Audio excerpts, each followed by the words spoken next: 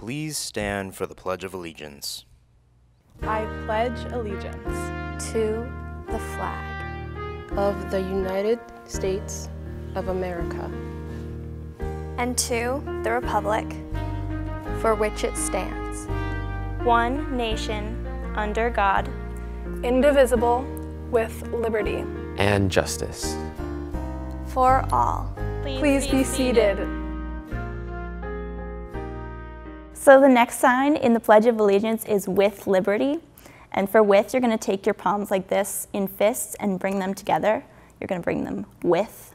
And liberty, you take two L's and you cross them like this, like you're in handcuffs, and then you separate them like you're coming free from the handcuffs. So with liberty. Hello there, Hopewell. This is the Morning Buzz, and I'm your host, George. In lieu of it being May the 4th, our very own Anthea Thompson got in touch with our band. Mr. Schwartzer came into band when I was in 8th grade, and he kind of advertised it, and I saw like a bunch of my friends were also really interested in doing it, so I ended up signing up that way. My favorite part about marching band is going to competitions with all your friends and, you know, riding on the bus together and then watching all the shows and performing and then like the applause afterwards. It's really cool to get to experience this all with your friends and making new friends while you're at it. I was the clarinet section leader and the band president, and I thought being able to take a leadership role in the marching band was like a great experience for me. And previously to doing this, I hadn't known that I enjoyed being a leader, and I was really thankful for the experiences I was able to get in the marching band. I'm definitely going to be studying like trombone performance in college, and I think doing marching band for 5 years has been a tremendous help, especially in not only making me a better trombone player, but opening me up to new instruments like baritone and tuba. I think that's really helpful. Nice job, Anthea. It must be a pain carrying those heavy instruments without the force. May the force be with you. Imagine if you had to go hiking with them. Luckily you don't. But speaking of hiking, Alex LeBlanc has more about a hiking club that we have here at CHS. Are you interested in nature and survival? Then the Outdoor Club might be just the club for you. This club teaches you great survival skills, so if you're ever lost in nature, you know what to do. Mr. Manning is the advisor of the club.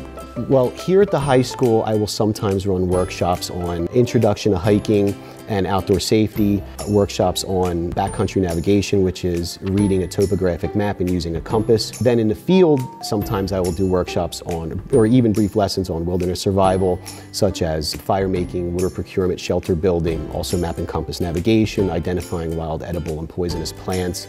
Beyond survival tactics, it's just really fun to get outside. Members of the club have been on so many hikes, it's hard to keep track of all of them. We have been to the Sourlands, Pyramid Mountain, Baldpate, and more. Hikes tend to be in the morning, and maybe at night.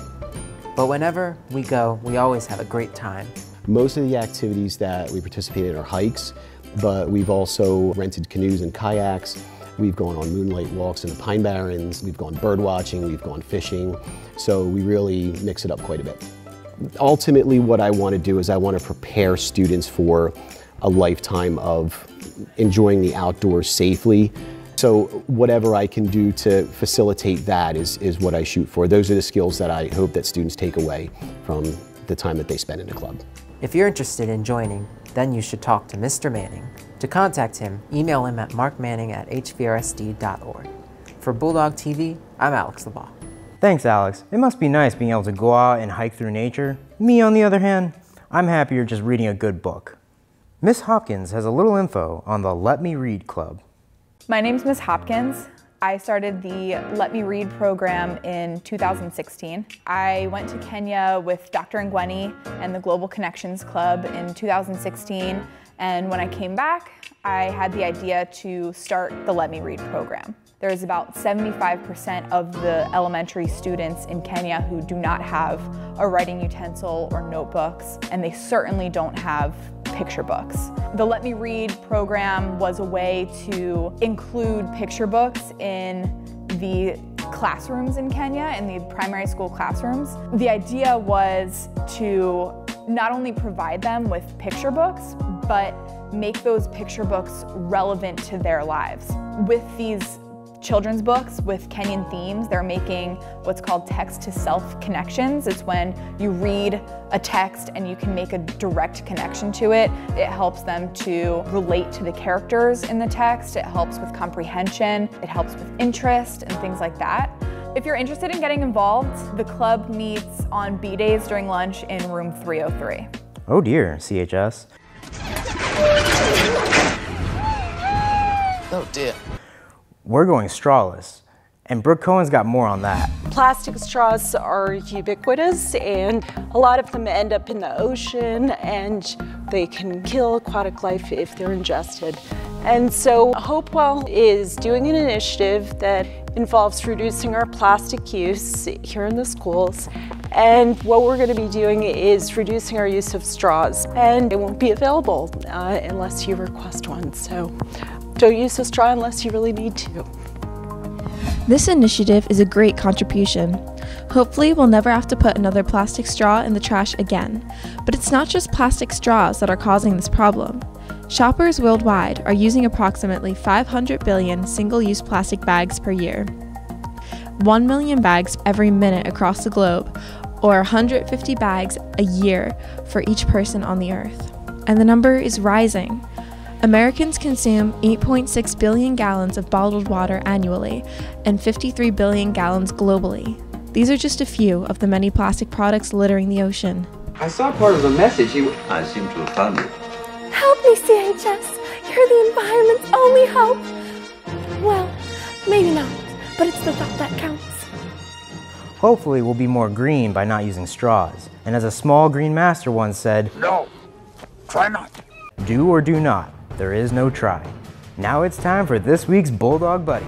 This is Scotty, or as he's affectionately called, Poochie. He is a Chihuahua owned by Isabella Bolchak, who loves to spend his days napping in the sun, barking at squirrels and birds outside the window, and going on walks. He's an absolute lapdog and loves to be carried around. And even though he is only 6 pounds, he thinks he's a lion. So if you guys haven't noticed, we've got a couple of Star Wars references.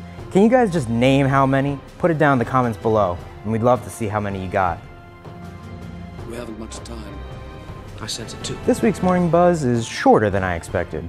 But anyway, have a good weekend, Hopewell, and may the Force be with you.